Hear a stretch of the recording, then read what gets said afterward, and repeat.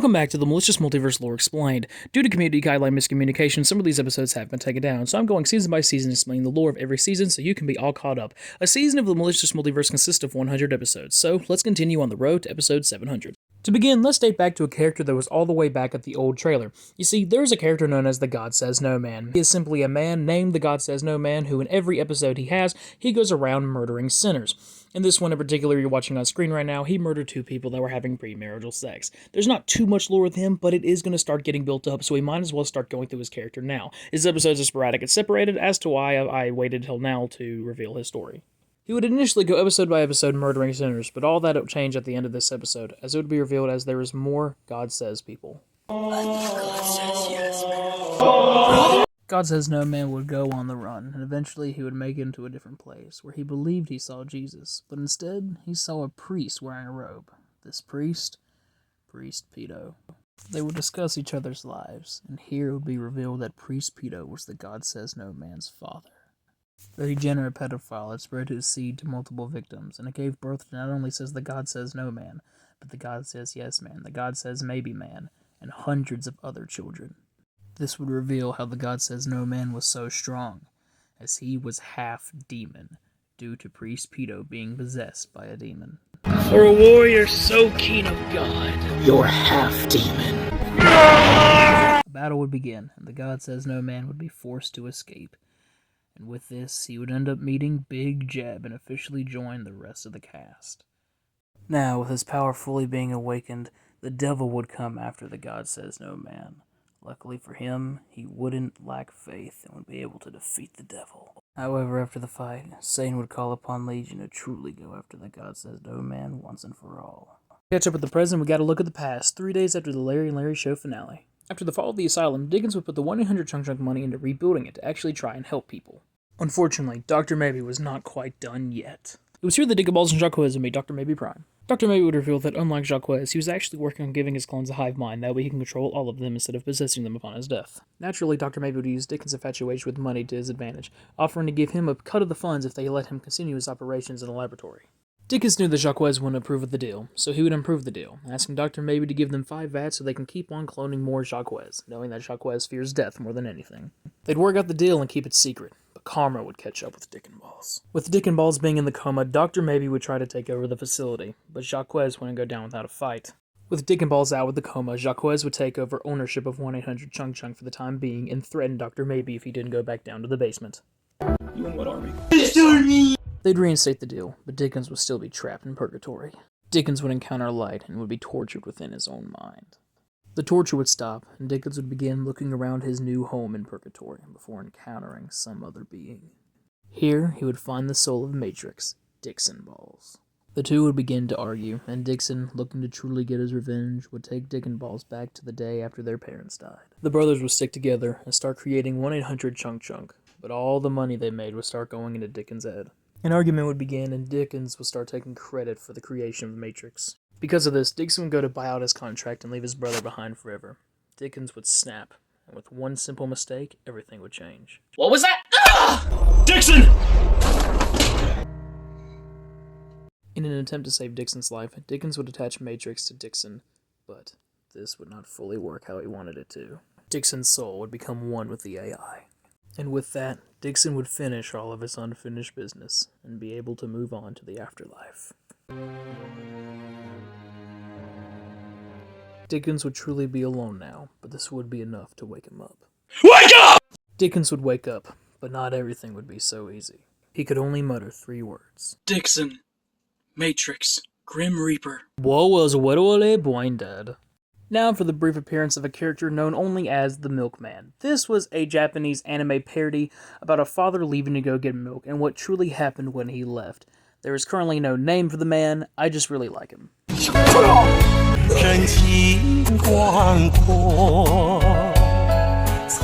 Now, as you know, there are random skits and things that happen with my characters. One of these days, we were having to deal with the fact that the Final Destination movies were happening to us. And with this, in the end, I would end up dying at the very end of the video. However, this is when I would make the great discovery. I would wake up in purgatory. It was here that I would find Dick and Balls. His soul was still trapped in purgatory, while his body was still alive. I also met the Grim Reaper, but he would provide no help in what I needed to do. Now for a new character named Pimp Daddy G, otherwise known as Godfrey. There's not much to talk about him right now, as he's just a pimp character that came into the Malicious Multiverse, but he will have much lore to come in the later episodes. Now for an update on the inbred hillbilly, Dixon Harass. Dixon Harass would walk in on Aunt Niece going reverse cowgirl on Uncle Dad, and though this was a cardinal sin in the inbred family, the murder of that said woman would be even worse.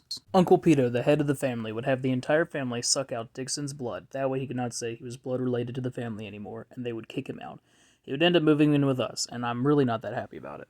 A quick side note is we get character development for the slasher villains. Turns out that Freddy Krueger's mom is also in hell, and this would be revealed that his mother was actually none other than the demon nun Valak. This would be her face after putting on her makeup. We get a look into the lives of some of our favorite slasher villains, including 2 random Ghostface that were here to get a new phone plan. It would turn out that one of their phones had been disconnected, and the other Ghostface would allow him to join the family line. This would be the moment these 2 Ghostface would realize that they were actually in love with each other. But that wouldn't matter to Sidney Prescott.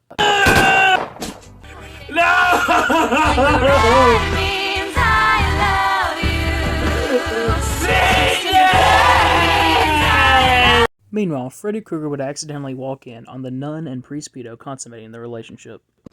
Hey, mommy!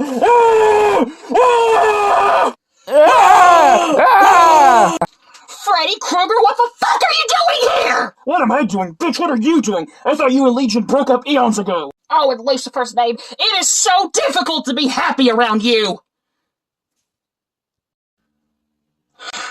I'm sorry, Mom. You know, if there's one thing I've learned today is that love is an important and beautiful thing. Love takes many forms. Love is beautiful.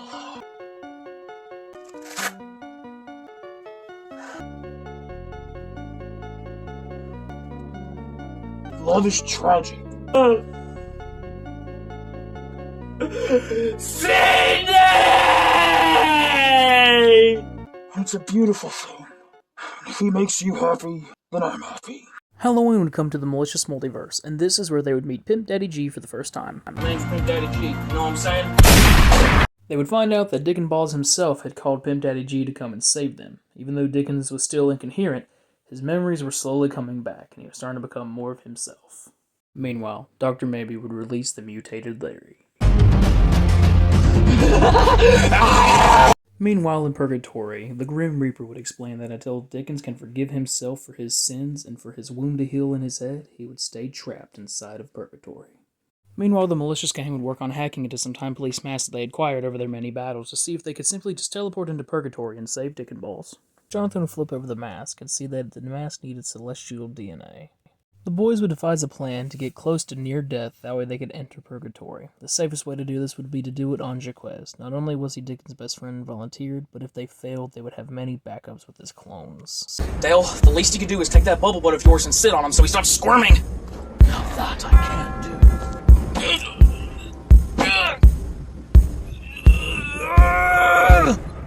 Jaquez would make it into Purgatory, and even convinced the Grim Reaper to tell him the truth about the Time Police, but he wouldn't have enough time coming back to the surface world.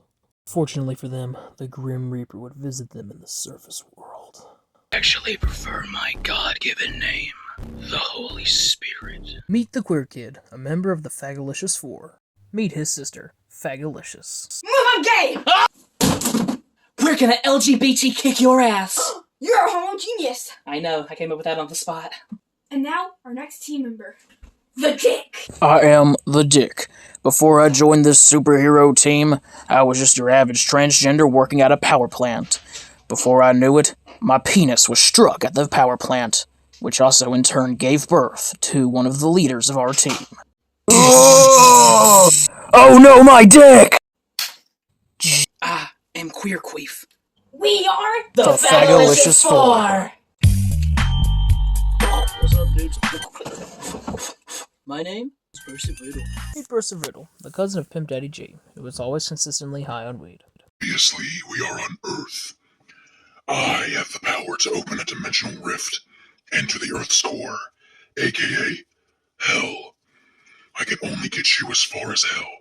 My powers limit me to only travel between Earth, Hell, and Heaven.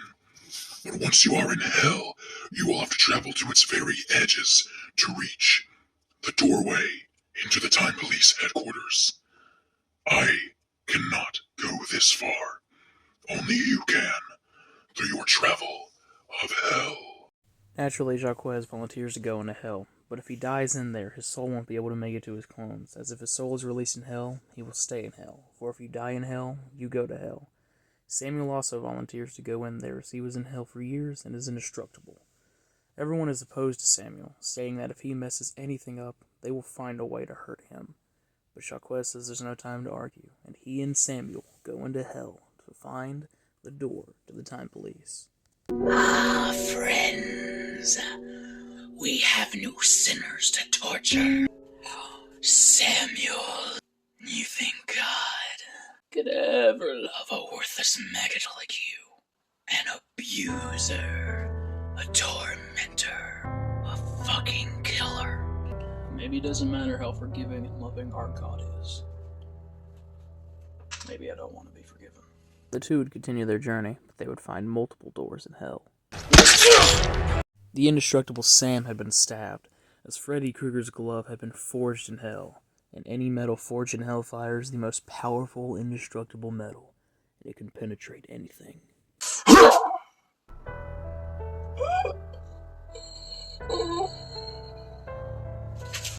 Jacques, I'm gonna die down here. It's okay though, cause yes, it's where I belong. Just tell Jen I'm sorry. Tell everyone I'm just so sorry. Oh. Angel wings. Jacques would enter the Time Police headquarters. Recipe 23. How many times must I tell you to get back to work? Stop, slouch. You have 5 minutes to get back to work.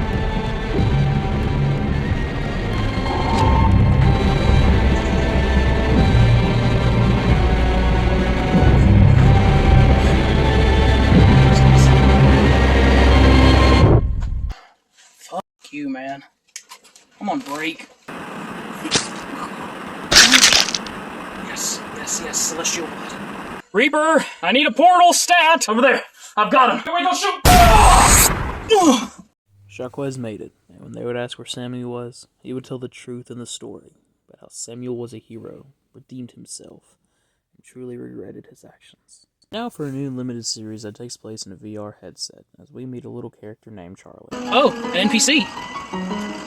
Hi! The NPC would glitch, have more health points, have sprint power, and could even emote. It was certainly a glitch and a difference in the game.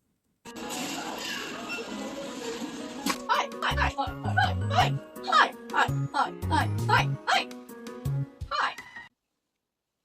I'm Charlie. I'm Charlie. She's loose. Take her down.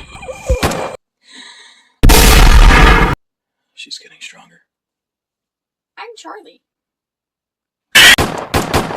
While the lore isn't fully known about Charlie in the VR set, it would be revealed that this was a product that Dick and Balls was selling, a 1-800-Chunk VR headset.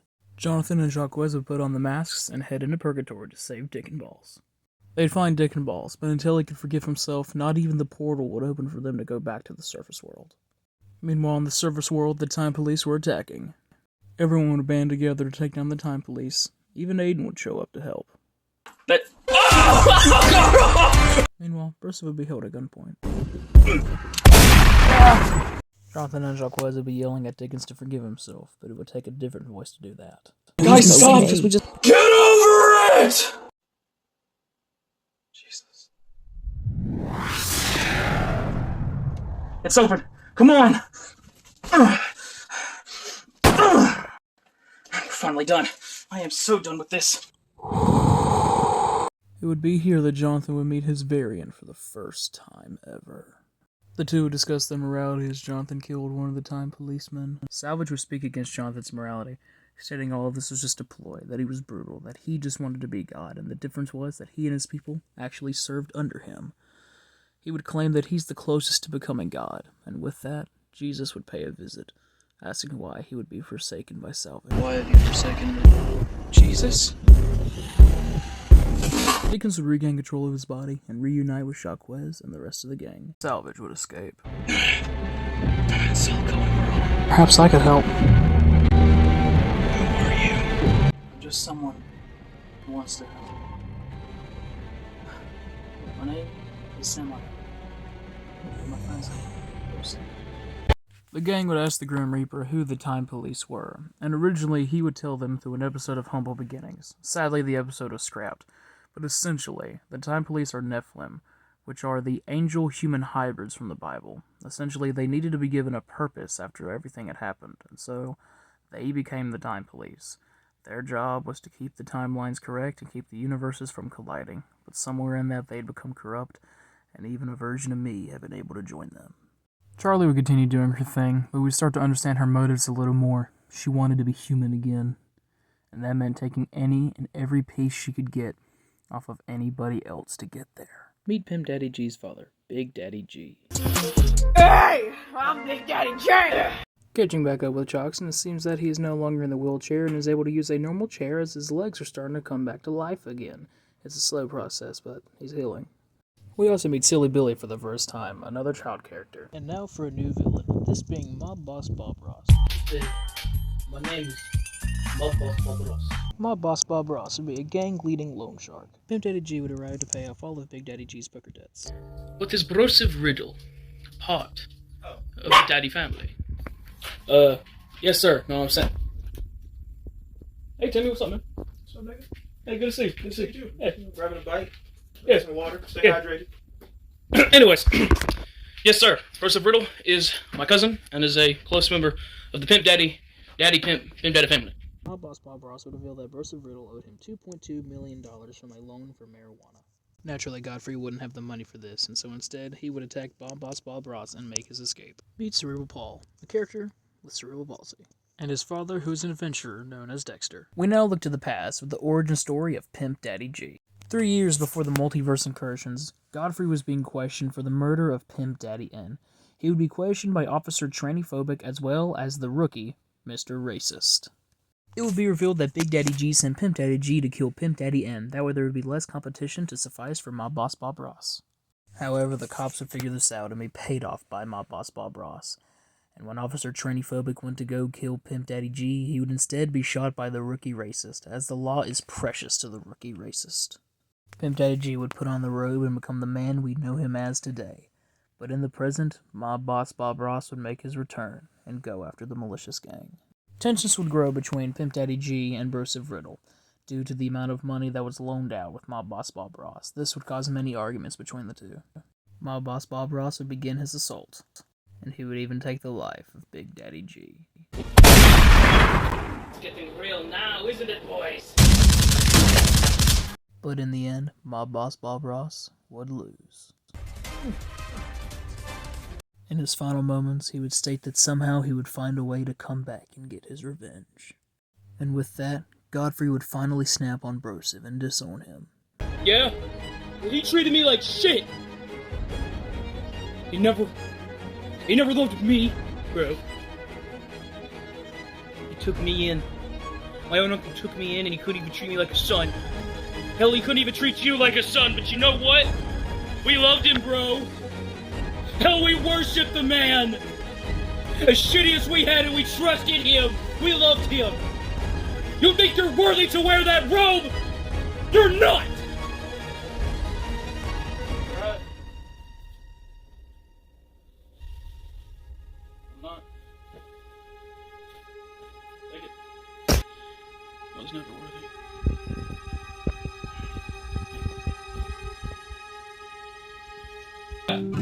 Yeah. Smiling Walk away, bro! just like you. Walk away like you've always done! Blue, till the blue skies drive the dark clouds. Just like you did to me! So Walk away! please say hello to the folks that I know. Tell them Walk away, bro! won't be long.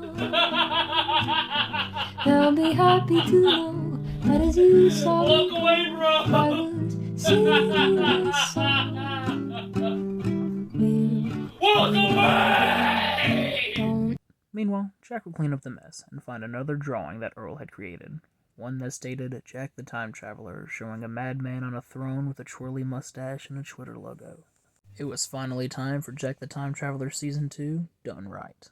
Jack would try to figure it out when all of a sudden a portal would open, and out would come an alternate version of future Earl. They would time travel to the year 2083. Earl would explain that the house was placed inside of a 1-800-Chunk warehouse in the future. Jack would make a slave joke, asking if 1-800-Chunk had bought them as well, and this would lead to Earl having some serious problems. Okay, well, what's the problem? Like, what, do they buy a bunch of slaves too? Earl, what's wrong? You can't make jokes like that! Well, why? What is it with this timeline? Why are we in this warehouse? What happens in the future? In the future, Jonathan's generation, Gen Z, they did it. They took over the world. Comedy is officially illegal in the future. That might be the dumbest shit I've ever heard. Yeah, well, it happened. These days, if you get cancelled, they'll publicly execute you. That can't be true. Well, it is. You should have seen what they did to little Jess. Little Jess, like the little Jess? Jeb's granddaughter grew up, and after the purchase was complete, she made a joke, defended the right to make jokes. They killed little Jess. Search up the execution of little Jess. Any last words? Just a couple. Tell me, how much did the Holocaust, playa? Jack would ask what happened to the notebook. The notebook was kept in a vault, a 100-chunk lair after the purchase. What is the purchase? It is official, folks. Owner of 1-800-Chunk, the newest, richest man alive, Dick and Balls, has officially bought Twitter from Big Dick Elon. Jack would ask what happened to the rest of the gang. Earl would reveal that most of them had been killed off for making too many jokes. Meanwhile, anyone who was left would be kept in a mental asylum due to Dickens having pity on them. Unfortunately, the boys would be under arrest by the Jacques clones. Jack would try to stop it, but this would be a huge mistake. Earl would be shot on accident. For the resistance! Unfortunately, Jack would still be taken in. Oh, shit. Well. Hi, I'm Dick and Balls. Jack would ask Dick and Balls why all of this happened. Dick and Balls would explain that yes, as always, he did it for the money. He bought Twitter and he found a way to take over the world by using the stupid ways of Gen Z against themselves. And with that, he'd become a god in this new world. Unfortunately for him, this was not going to last, as Pimp Daddy Mob Boss G had shown up. In the future, this is what had happened to Pimp Daddy G after becoming the mob boss. And with that, Dick and Balls would notice that Pimp Daddy Mob Boss G was wearing the pimp suit, asking him if he thought he was worthy now. Well, the answer to that was, he did feel like he was worthy after he did what he had to do. Why don't you tell them hard? Unfortunately for everyone, the Time Police would arrive and would rain on the parade of every single survivor that was left. Hi, Jack. It would be revealed that 2 minutes and 2 seconds before the shootout, Jonathan, Dale, and Jane were some of the last survivors, being held in a 1-800-Chunk prison. But unfortunately for them, Salvage was on a bloodlust. No! Don't give up on hope, Jonathan. Jane! What the hell? Holy shit. I thought... It's not every day I get to kill a version of myself. The Time Police had Jack, and they would slowly start to torture him. Jack would start to roast Salvage, saying that the only reason he was doing this was because Jack kicked his ass in the bathroom, and that really, he's just butthurt about the whole situation. Jack would ask Salvage how all of his men were here, considering him and the Malicious gang had murdered all of them, and it was here that Salvage would reveal that he made a deal with the devil. As long as whenever they won the battle, that the devil could kill Jonathan Bridges, the devil would bring back all of Salvage's men. And with that, Salvage would go in for the kill, but fortunately for Jack, his family would come to the rescue. I almost forgot what it was like to time travel. Evil goers beware! You damn Jack variants. Idiots. What did you do? What did you do? I'm sure the timer will go off by episode 700.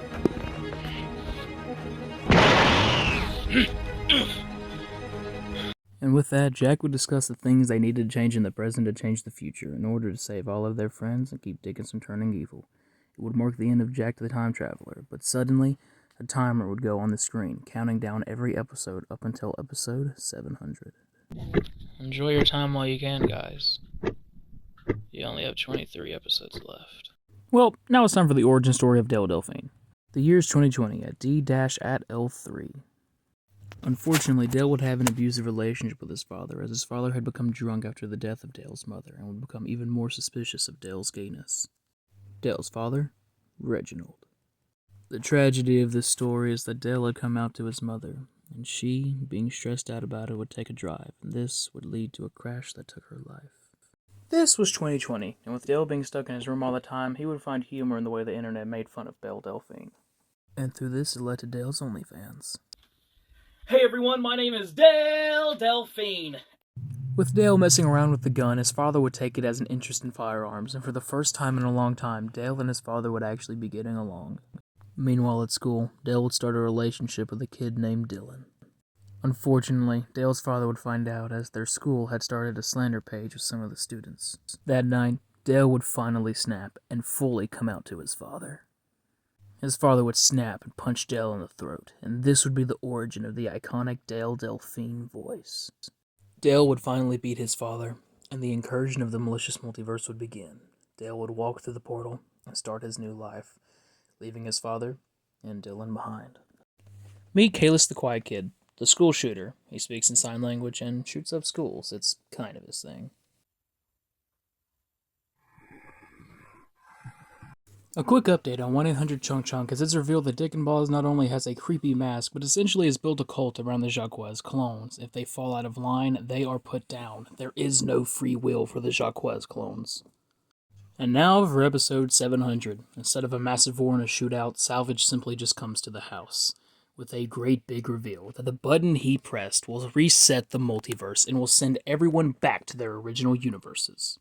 Knowing that there was no stopping the inevitable, many of the characters would branch off and go on their own solo adventures to enjoy the time they had left with their families, leaving Jonathan with Salvage. Jeb would finally forgive Elizabeth, and in their last moments knowing they'd be separated would share a kiss.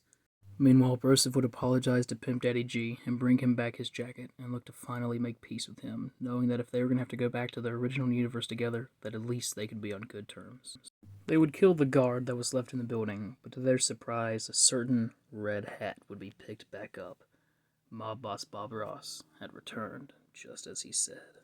Jonathan would spend his last moments with Salvage, but to his surprise, the devil had come to receive his payment. But to an even bigger surprise, of course there was a catch. When he said Jonathan Bridges, he wasn't talking about me. He was talking about Salvage.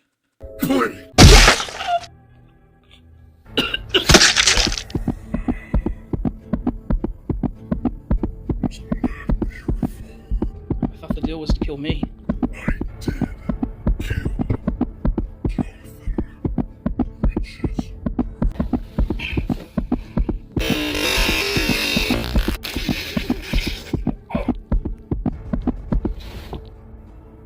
And with that, the timer would go off, and everyone would be sent back to their reality. Goodbye, my friend. Dad? Elizabeth? Jen? Grandpa. Oh, come here, sweetie. Are you two? Yeah. We made it work. When the clock is done, I'm not gonna see her again, so sorry I wanted to spend time with her since, you know, you, me, and Jess are gonna have to go home anyways. I understand, Dad. I want you to be happy. I hope Rose can be happy out there someday as well.